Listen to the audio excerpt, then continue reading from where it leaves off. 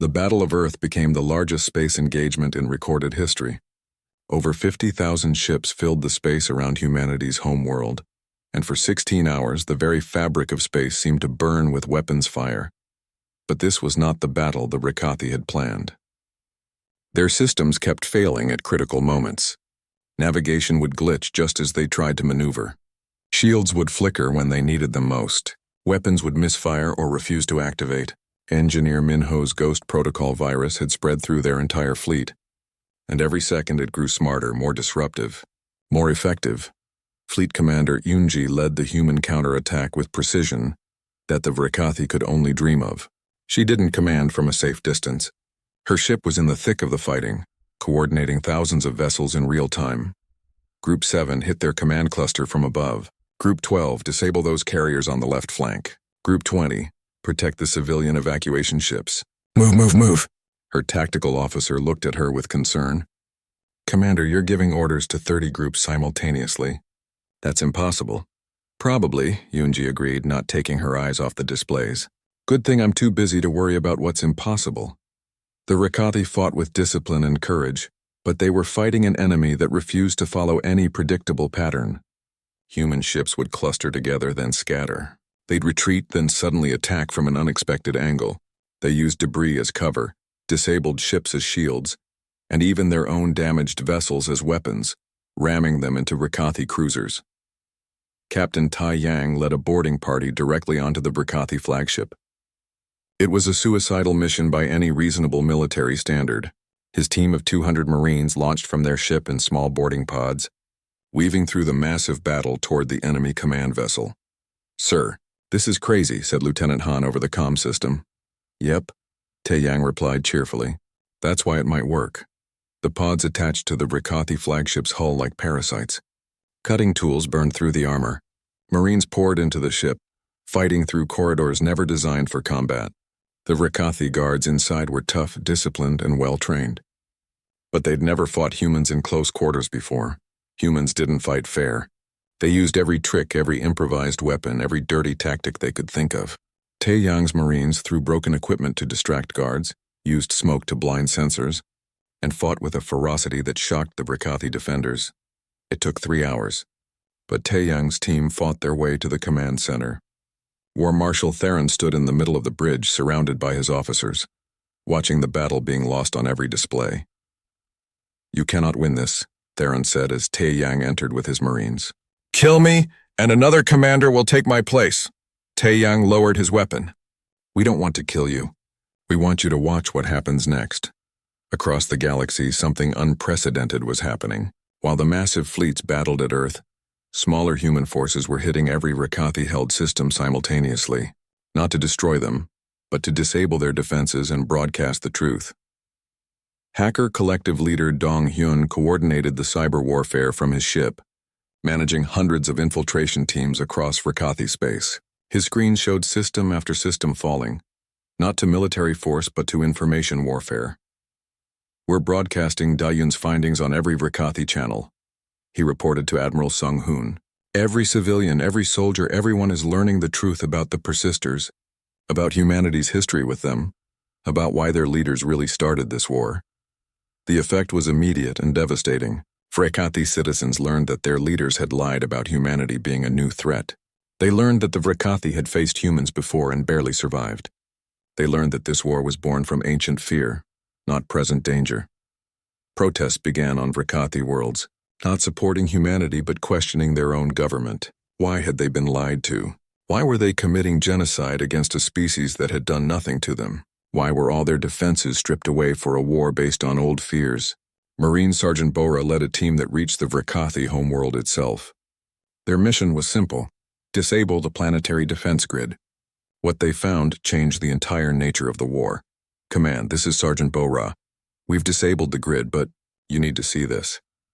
The video feed showed a Rakathi civilian center, not a military base. A place filled with families, children playing, schools operating. The Rakathi weren't just warriors. They had civilians, innocents, lives beyond war.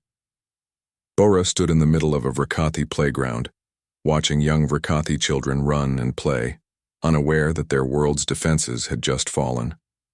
An adult Frakathi approached her slowly, hands raised in a peaceful gesture. "Are you here to kill us?" the Frakathi civilian asked.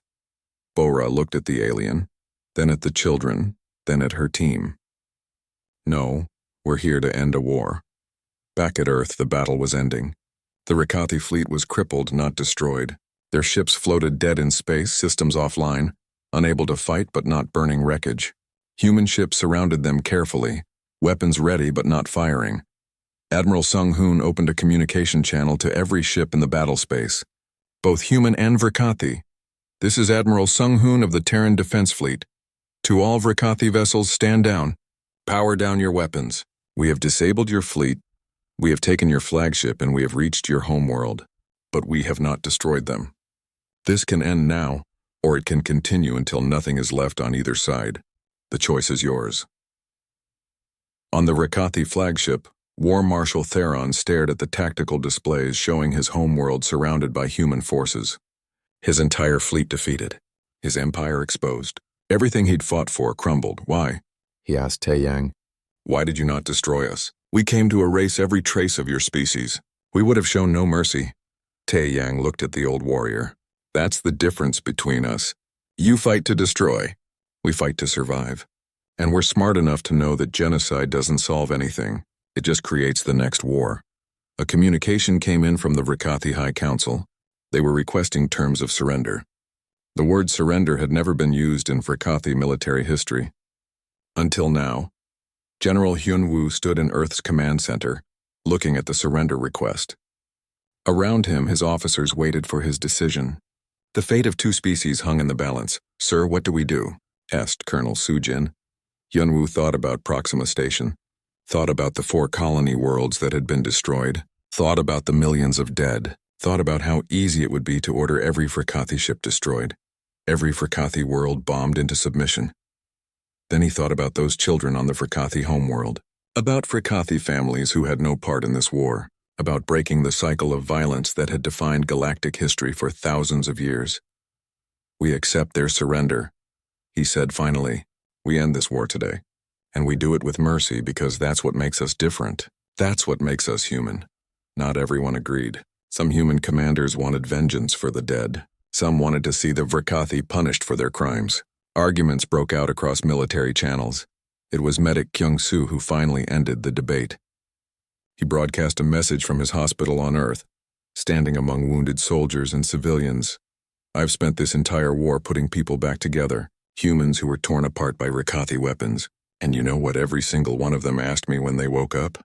They asked if their families were safe, if their friends survived, if there was hope for tomorrow. Not a single one asked me to kill more Frakathi. They wanted the killing to stop." He looked directly into the camera. "We're tired. We're hurt. We've lost so much, but we're still human. And that means we're still capable of choosing mercy over revenge. If we destroy the Frakathi now, we become what they feared we were. Chaos, destruction, monsters, is that who we want to be?" The silence that followed was heavy. Then slowly, commanders across the human fleet began agreeing. One by one, they accepted the surrender terms. They chose to end the war with mercy. War Marshal Theron listened to these transmissions from the bridge of his captured flagship. He didn't understand. Everything in his training, his experience, his entire understanding of warfare told him that victors destroyed the defeated. That was the order of things. Why? He asked again, this time to himself. Taeyang heard him. "Because we've been where you are. Humanity has been conquered, enslaved, nearly destroyed many times in our history. We know what it's like to be helpless, and we decided a long time ago that we'd never become the kind of species that enjoys making others feel that way. You are truly chaos," Theron said quietly. "We were right to fear you, but wrong about why." The Frakathi came with fury that the galaxy had never seen. They brought weapons that were forbidden by every treaty, technology that had been locked away for centuries, and a determination to erase humanity from existence no matter the cost. 4 human colony worlds died in the first wave. The Frakathi didn't invade them. They simply destroyed them. Planet-cracking weapons split worlds apart. Biological agents turned atmospheres into poison.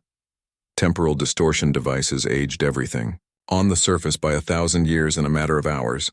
turning cities into dust and people into fossils. Admiral Sung-hoon watched the reports come in from his command ship. New Seoul Colony, 2 million dead. Haven's Rest, 3 million dead. New Busan, 5 million dead. Harmony Station, 1 million dead. The numbers kept climbing. Each report felt like a physical blow. "Sir, the fleets are asking for orders," said his communications officer quietly. Sung-hoon stared at the tactical display. The Rakathi were pushing forward in a massive wave, destroying everything in their path. Behind them, their empire lay empty, all forces committed to this final assault. It was exactly the opening humanity needed. But the price was horrific. "Send the attack orders to all fleets," he said finally. "Operation Endgame begins now, and may whatever gods are listening forgive us for what we're about to do." On New Seoul Colony, the last human stronghold, civilians fought alongside soldiers. The Rakathi had surrounded the planet with a fleet of 100 ships, launching assault after assault. The colony should have fallen in days. It held for 6 months. A young teacher named Minji found herself holding a plasma rifle she barely knew how to use, standing in a defensive line with her students. Teenagers who should have been worried about exams were now worried about staying alive until tomorrow. "Why are they so determined to kill us all?" one of her students asked during a brief break in the fighting. Minji thought about it, checking her rifle's charge. "Because we scare them. We don't fit into their ordered universe. We change, we adapt, we survive when we shouldn't. To them, that's chaos. To us, that's just Tuesday." The student laughed weakly, then picked up their own weapon. "I kind of like being scary." Intelligence Officer Da-Yun achieved something no human thought possible. She infiltrated a Vrakathi data facility by disguising herself as a member of a species the Vrakathi had conquered long ago. She spent 3 weeks inside enemy territory, slowly working her way deeper into their systems. What she found changed everything. In the deepest, oldest archives protected by security that took her 2 days to crack, she found the truth. Records going back 1,500 years. Records of a war the Vrakathi had almost lost. Records of a species they called the Persisters, who had pushed the Vrakathi to the edge of extinction. The descriptions matched humans perfectly. The ability to adapt, the refusal to surrender, the chaos that couldn't be predicted or controlled. But the oldest records mentioned something else. The Persisters had come from a distant world, taken by another species for experiments, modified and enhanced, then escaped. Some returned to their homeworld. Others vanished into deep space. Da-Eun's hands shook as she read the final entry. The Vrakathi had eventually captured some of the Persisters and studied their genetic code. The match was undeniable. The Persisters were human ancestors, taken from Earth over 3,000 years ago, enhanced with technology, and scattered across the galaxy. Most had died. Some had made it home. And a few had nearly destroyed the Vrakathi Empire before they disappeared. She copied everything and ran. Behind her, alarms screamed as the Vrakathi realized what had been stolen. But Da-Eun was already on a ship, jumping to faster-than-light travel, carrying the truth that would reshape the war. Dr. Ji-won and scientist Hae-won worked together on the weapon that would change everything. Not a weapon of destruction, but a weapon of adaptation. They called it the recursive algorithm virus. "It learns," Ji-won explained to Admiral Sung-hoon. "Every time the Vrakathi create a countermeasure, the virus learns from it and evolves. It's not programmed to attack in one specific way. It's programmed to learn how to attack in whatever way works." "So it gets smarter every time they fight back?" "Exactly. It's like fighting an opponent who learns from every move you make and adjusts faster than you can." Hae-won added, "The Vrakathi strength is their perfection. Their systems are designed flawlessly. But flawless design is static. This virus is chaos, and chaos always finds a way." The virus was deployed across Vrakathi networks within a week. At first they countered it easily, but then it adapted, and adapted again, and again. Soon, Vrakathi ships were experiencing random system failures. Navigation would suddenly reverse directions. Weapons would power down mid-battle. Life support would fluctuate. Nothing fatal, but everything disruptive. The Vrakathi tried to shut down their networks entirely, but modern war requires communication and coordination. Without their networks, their massive fleet became a collection of isolated ships, unable to work together effectively. Meanwhile, Earth itself came under siege. The largest Vrakathi fleet ever assembled surrounded humanity's home world. 5,000 ships blocked out the stars. Billions of humans looked up at skies filled with enemy vessels and prepared for the end. But General Hyun-woo stood in Earth's command center with a calm expression that confused everyone around him. "Sir, they have us surrounded," reported a tactical officer. "Good," Hyun-woo replied. "That's exactly where we want them."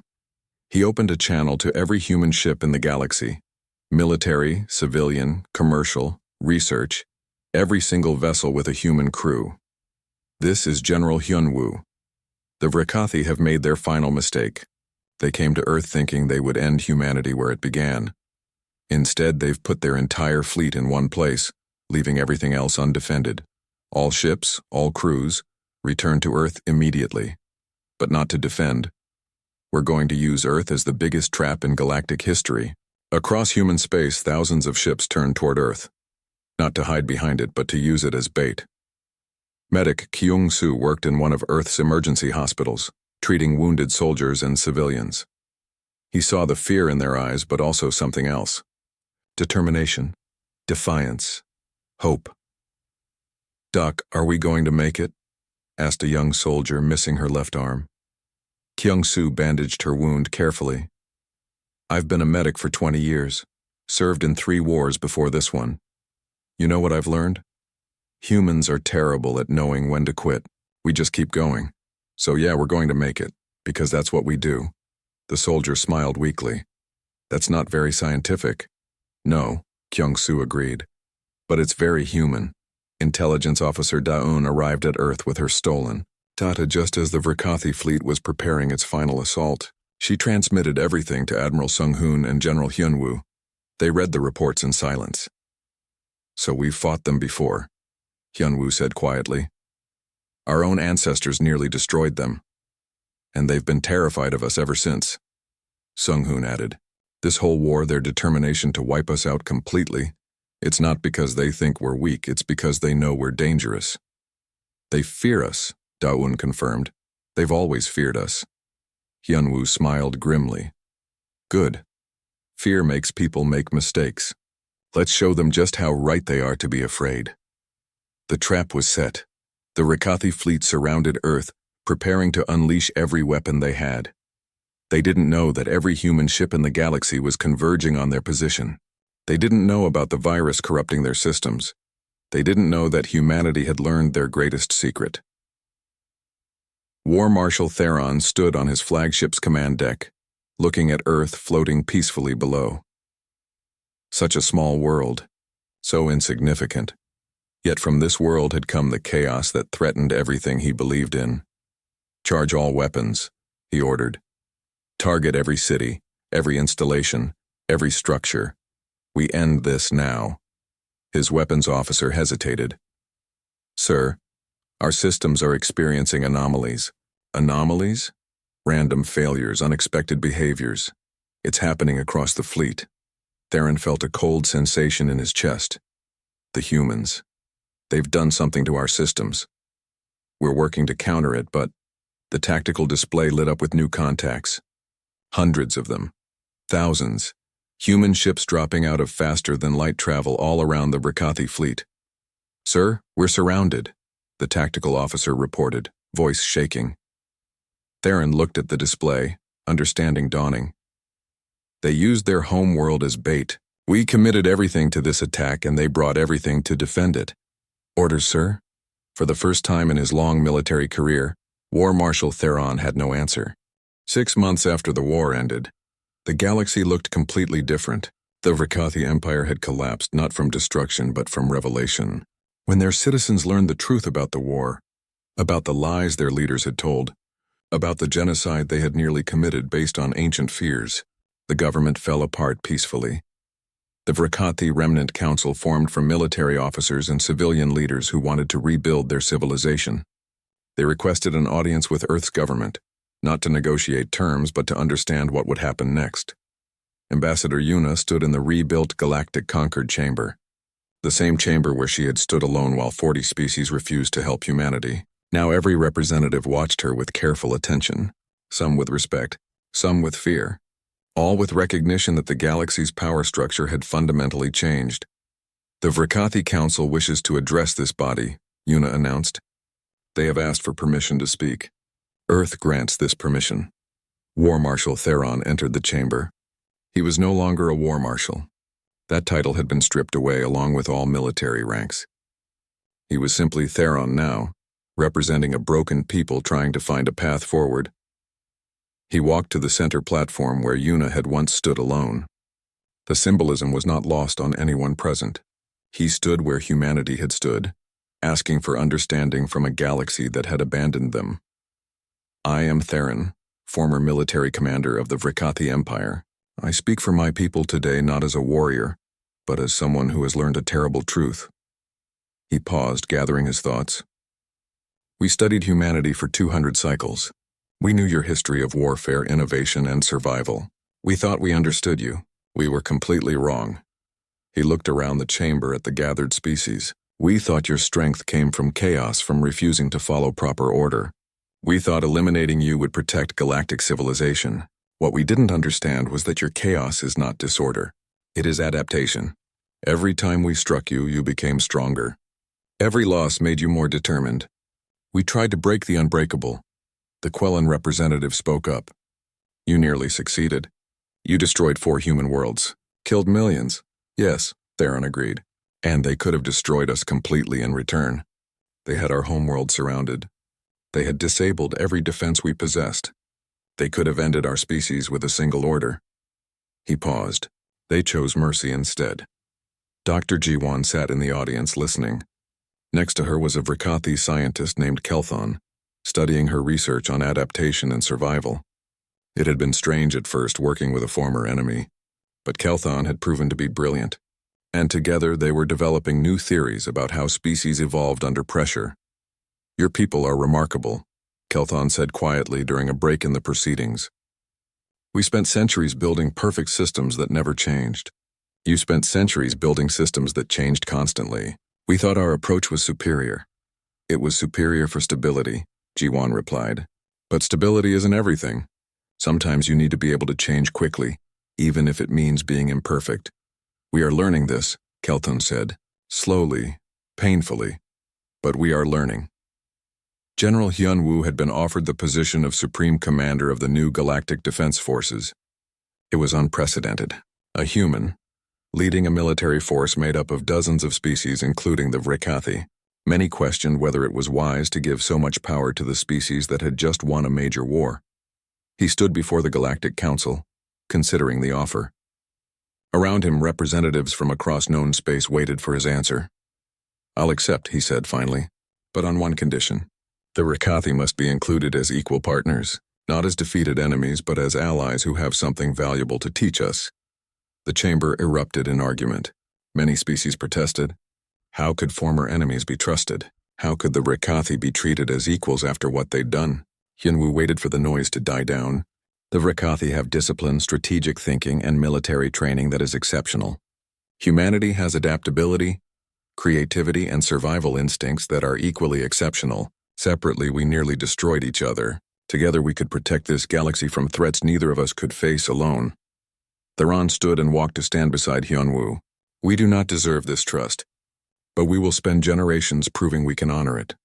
Captain Tae-yang took command of the first joint human Vrikathi exploration fleet. His crew was mixed, humans and Vrikathi working side by side.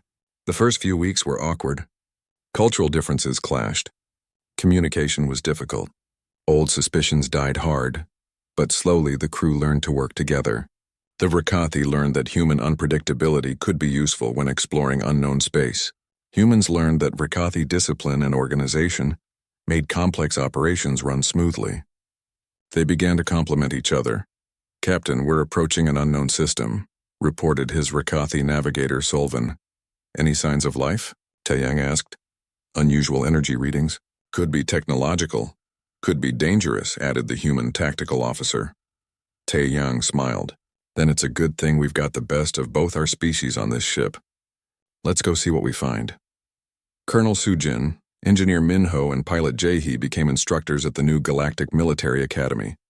They taught tactics, engineering, and flight to students from across known space. Young Vrakathi soldiers sat next to young human recruits learning together.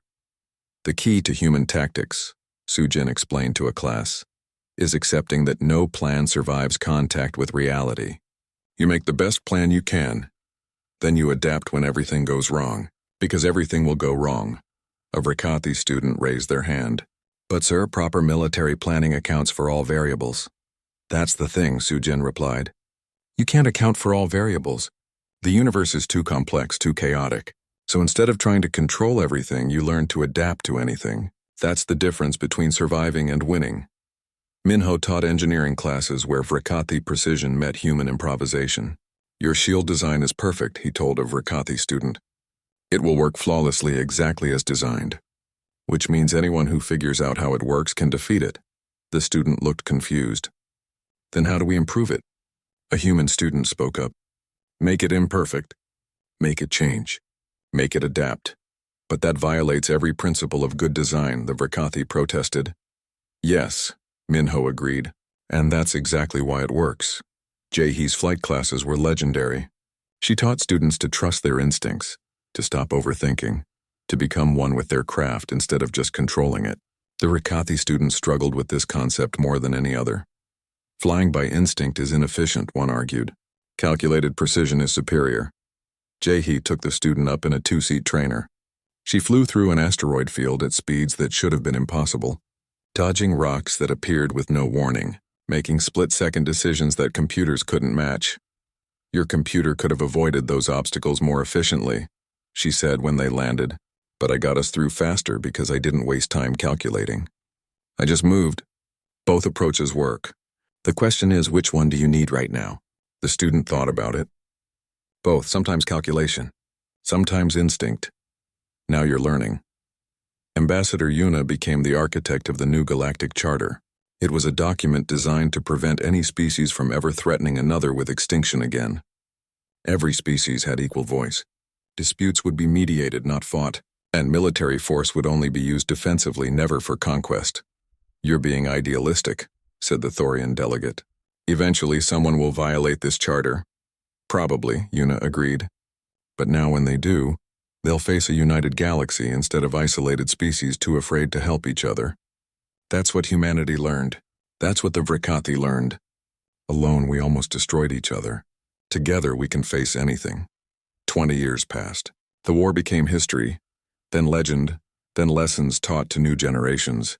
The humans and Vrakathi who had fought each other now worked together across the galaxy. On a border world named New Hope, human and Vrakathi colonists built a city together. Their children played in mixed groups, speaking both languages, learning both cultures. To them, the war was ancient history that adults talked about sometimes, but not their reality. General Hyunwoo, now retired, visited the colony with Theron. They walked through the city streets watching the mixed population living in peace. We were so sure you would destroy us, Theron said quietly. Every strategic analysis said that any species with your capabilities would seek dominance. We tried dominance once in our history, Hyunwoo replied. We fought each other on our home world for thousands of years, built empires that crushed those beneath them. Eventually we learned that dominance doesn't lead anywhere good. Cooperation does. A young Vrakathi child ran up to them, followed by a human child. Are you the generals from the old war? The Vrakathi child asked excitedly. We were, Hyunwoo confirmed. Did you really fight each other? We did.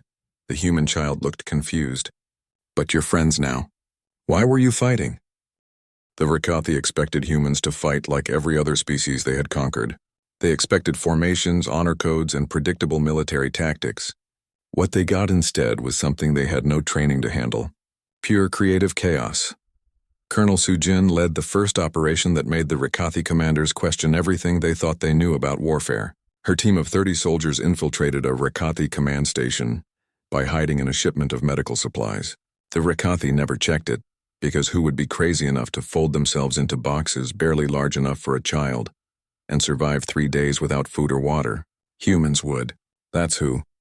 When Sujin and her team emerged, they didn't try to fight the 1,000 Rikati soldiers on the station. Instead, they went straight to the data core, downloaded every piece of intelligence they could grab, and then set off a chain reaction in the station's power systems that made it look like an accident. By the time the Rikati figured out what happened, Sujin's team was already gone, and Human Command knew the location of every Rikati fleet in their territory. "This is not warfare," War Marshal Theron said, staring at the report. "This is deception and trickery." "This is human," replied his second-in-command. "We were warned they do not fight with honor. Honor is not optional. It is the foundation of all proper military conduct." "Perhaps we should tell them that, sir. Engineer Minho created something the Rikati would come to fear more than any weapon. He called them ghosts. They were tiny machines, smaller than a grain of sand, that could slip through any shield, any armor, any defensive system the Rikati had. Once inside a ship, the ghost would start rewriting code, changing systems, making the ship do things it was never meant to do. The first time the ghosts were used in battle, a Rikati cruiser suddenly turned its weapons on the ships next to it. The Rikati crews panicked, thinking their comrades had gone insane. By the time they realized it was sabotage, 6 more ships had been compromised. The Rikati fleet tore itself apart while human ships watched from a safe distance. "Did we win?" asked a young ensign on Minho's ship. "We didn't fight," Minho replied with a tired smile. "We just made them fight themselves. Sometimes that's smarter." The Battle of Kepler 442 became the first major engagement where the Rikati were forced to retreat. Captain Taeyang, who everyone thought had died at Proxima Station, had actually escaped in one of the evacuation ships. He'd been given command of a small fleet, 20 ships against a Rikati force of over 200. The smart move would have been to run. Taeyang was not interested in smart moves. He was interested in making the Rikati pay. He lured their fleet into a dense nebula filled with gas and dust that blocked sensors and communications. The Rikati followed, confident that their superior numbers meant victory no matter what the terrain. They learned too late that terrain matters a lot when you can't see. Taeyang's ships appeared and disappeared in the nebula like ghosts, hitting hard and vanishing before the Rikati could respond. They used the gas clouds as cover, the dense particles as shields, and the Rikati's own size against them. The massive Rikati ships couldn't maneuver quickly in the tight spaces between gas clouds. The smaller human ships darted through gaps the Rikati couldn't follow. After 6 hours of fighting, the Rikati fleet retreated. They'd lost 70 ships. The humans had lost 3. War Marshal Theron watched the battle recordings with growing unease. "They turned our advantage into a disadvantage. How did they know the nebula would favor smaller ships? Perhaps they calculated it, sir." "No, calculation would have told them to run." "They didn't calculate. They improvised. They saw an opportunity and took a risk." Theron paused. "We don't train our officers to take risks. Should we start, sir?" "No, that would make us like them. And we are nothing like them." Pilot Jae-hee became a legend in just 3 months. She flew her fighter craft in ways that physics said were impossible. Other pilots watched her recordings, trying to figure out how she survived maneuvers that should have torn her ship apart or crushed her body from the G-forces. "I don't think about what's impossible," she explained to a reporter. "I just think about what needs to happen next. The ship and I figure out the how while we're doing it." In one famous engagement, Jae-hee flew her fighter backwards while spinning, shooting at targets behind her while dodging fire from targets in front. When asked how she maintained orientation, she said she didn't. She just trusted her instincts. The Rikati pilots couldn't understand it. They flew by strict training and calculated precision. Jae-hee flew by feeling and instinct. When they tried to predict her next move, she'd already made 3 moves they couldn't predict. Dr. Jiwon's research finally bore fruit when she cracked the Rikati shield technology. She discovered that their shields operated on fixed frequencies that never changed. It made them strong but predictable. She designed a weapon that would shift through hundreds of frequencies per second until it found the right one, then focus all power on that frequency.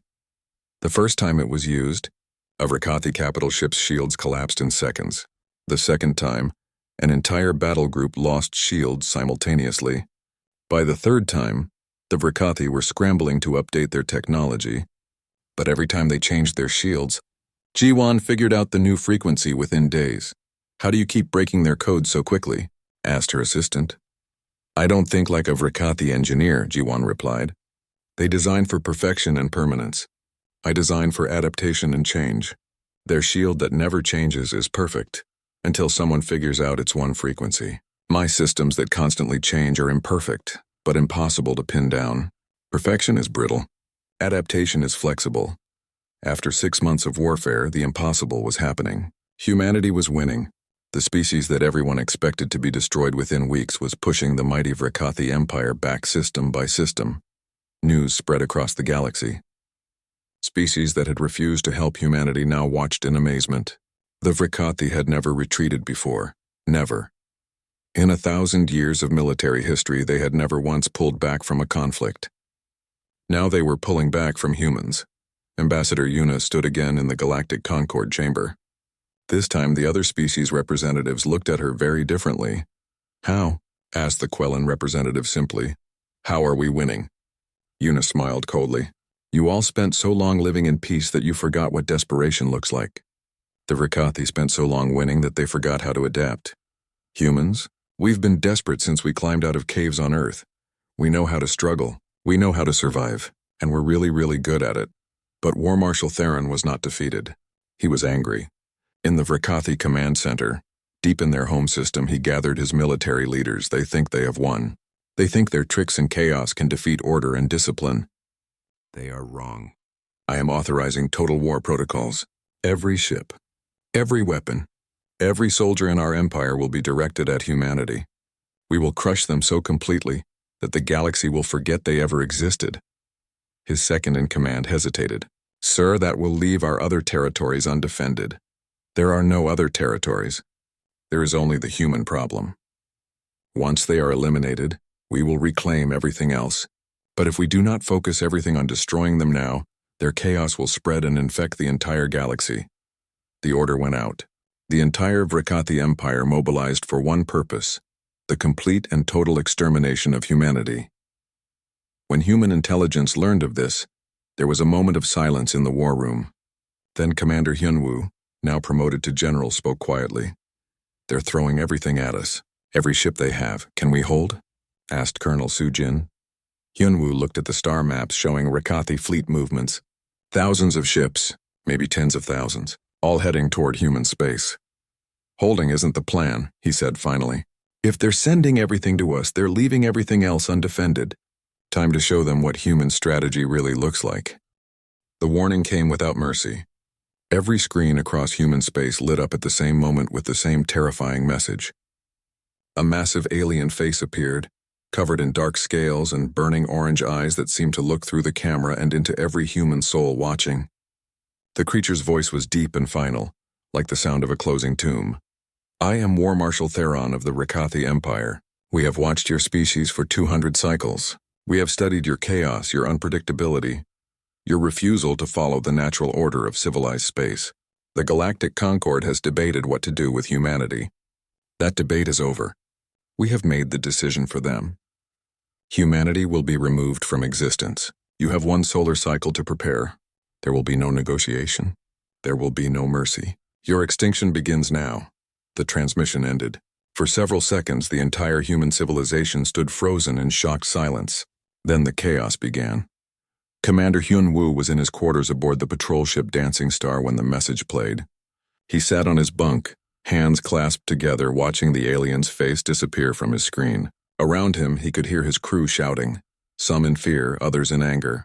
He closed his eyes and took a long breath. When he opened them again, something had changed in his expression. Something hard and determined. He walked to the bridge where his crew was gathered around the main display.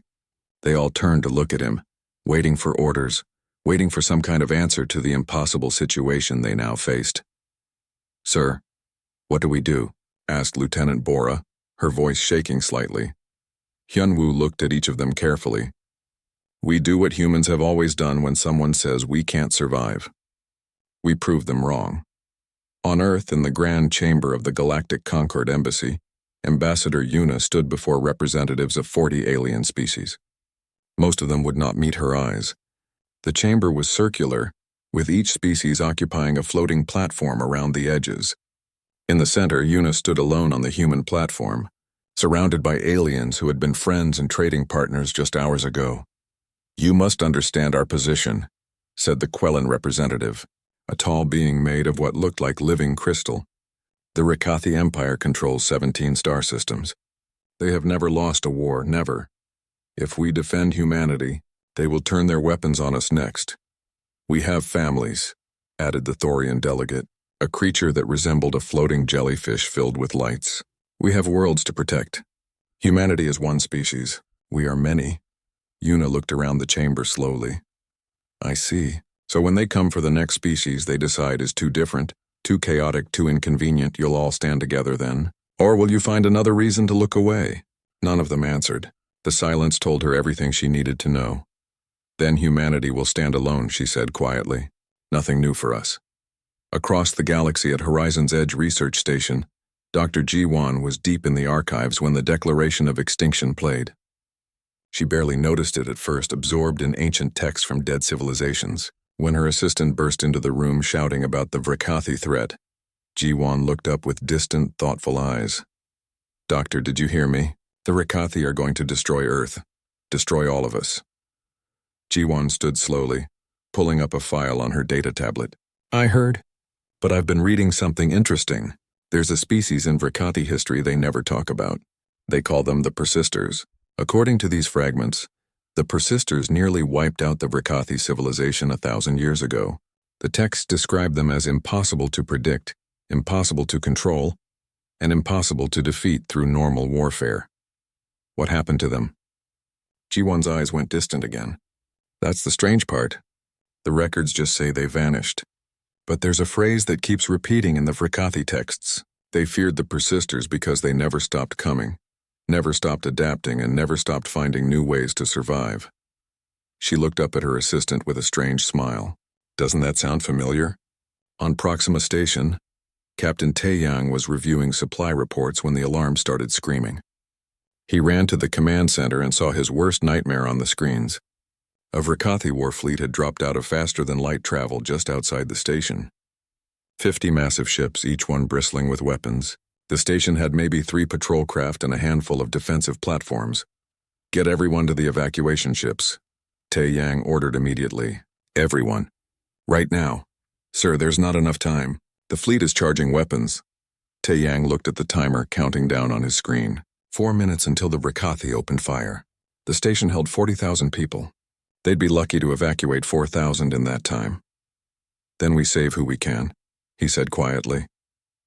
The next 4 minutes felt like 4 hours. Ships launched from the station in a desperate stream, loaded far beyond safe capacity.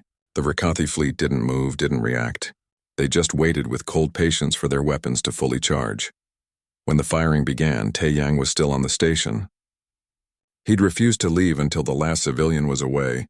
He stood on the command deck and watched through the windows as brilliant beams of energy tore through the station's outer rings. The metal screamed. The air rushed out into space, and Taeyang transmitted one final message before the communication system failed. "This is Captain Taeyang of Proxima Station. We are under attack by Vrakathi forces. 40,000 souls were here. We saved 8,000. Remember us. Remember that we tried. Remember that humanity does not surrender easily. If I die here, I die human, and I die fighting. That's more than the Vrakathi can understand." The transmission cut out as the station's core exploded. The Vrakathi fleet watched the debris scatter across space. Then they turned as one and jumped back to faster-than-light travel, heading toward their next target. The news of Proxima Station's destruction spread across human space within hours. The images played on every channel. The casualty numbers climbed higher with each report. 32,000 confirmed dead, 8,000 evacuated. Captain Taeyang listed as killed in action. But something unexpected happened.